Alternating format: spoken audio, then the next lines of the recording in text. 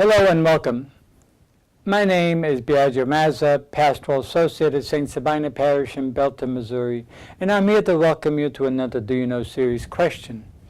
Today's Do You Know question is, do you know why the Holy Family was chosen as a model for all families?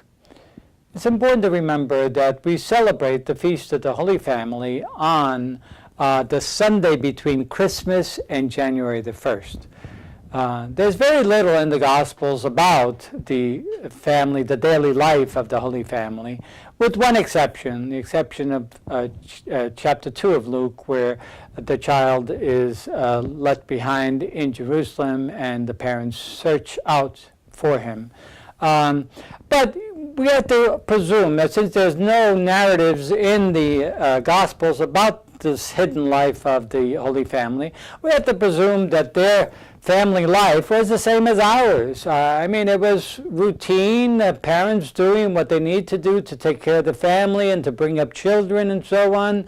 Their family life was no more humdrum than ours. There was a reality to their family living. We just don't know any of that in the Gospel because none of it is recorded. But what we do know that they were an ordinary family like you and I. The Holy Family as a feast was begun, at least celebrated universally in the 1920s when the church wanted to emphasize the holiness and the wholeness of a family when it seemed that family life was breaking apart or breaking down and so on. And so we have celebrated since 1920 universally in the Universal Church. And it's important to really look at what the Holy Family and its significance means for us today. There is, and many people have expressed this, there is a problem of presenting the Holy Family as a model for all families. And it's not a problem that's part of the Holy Family, it's a problem of our perceptions of the Holy Family. In other words, what we've done is we've placed the Holy Family on such a pedestal and we've made them so holy and so refined and so on that our families couldn't even begin to in any way, shape, or form fathom them as models for our family. As one person commented, I don't know about your family, but my family is not made up of two saints and a God. And the reality is, unfortunately, that we have put the Holy Family on a pedestal and we can no longer relate to them as real human family who struggle with the same issues that we struggle as a human family.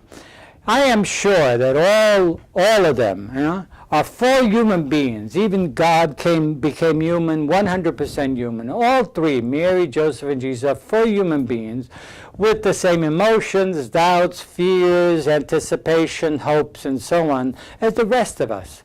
And so as a result of that, we find that, there are times that there would have been peace and harmony and good relationship in the family, but there would have been times when there would have been disagreements, anger, frustration, even words expressed in anger.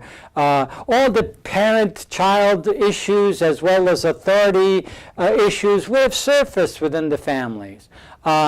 And yet we find it difficult to think of those things happening to the Holy Family. Why? Because we have put them on this pedestal and we can no longer relate to them as full human beings. So what we need to do, and it's important to do this, we need to rethink our whole image of the Holy Family. The Holy Family is a human family, like the rest of us, struggling with the same kind of issues that we struggle with and had to really work at, just like we do, to give up, work at their selfishness and own their own selfishness in order to do the right thing as a human family. One example that we do have, and the clearest example that we have in the Gospel, is from Luke chapter 2, verses 48 to 52. In there we have the story of Jesus at 12 years old traveling with his family to Jerusalem and for the pilgrimage feast.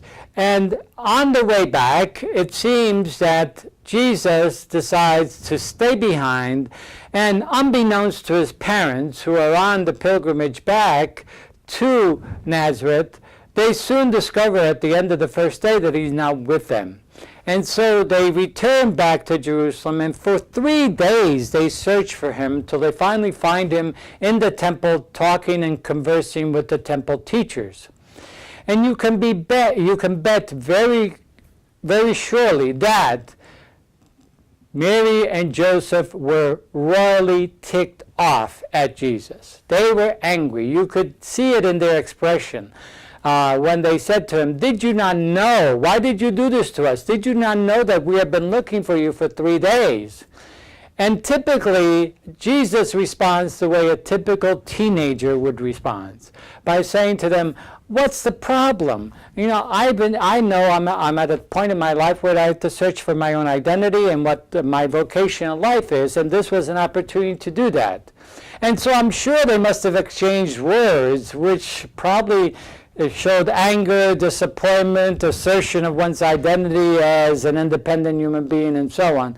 All this led to a very common encounter that typically occurs in most families. So this was a completely human family. This is one example we get in the gospel of a clear example of human interactions within a family.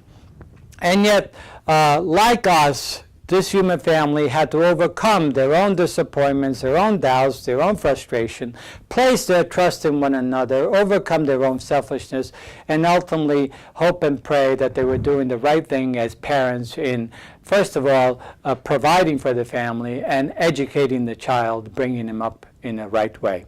So I hope this has express just a bit of why the Holy Family still is a legitimate family to hold up as a model for the rest of us, all of our families, because it involves our rethinking the Holy Family as a completely human family who, through their pains and struggles and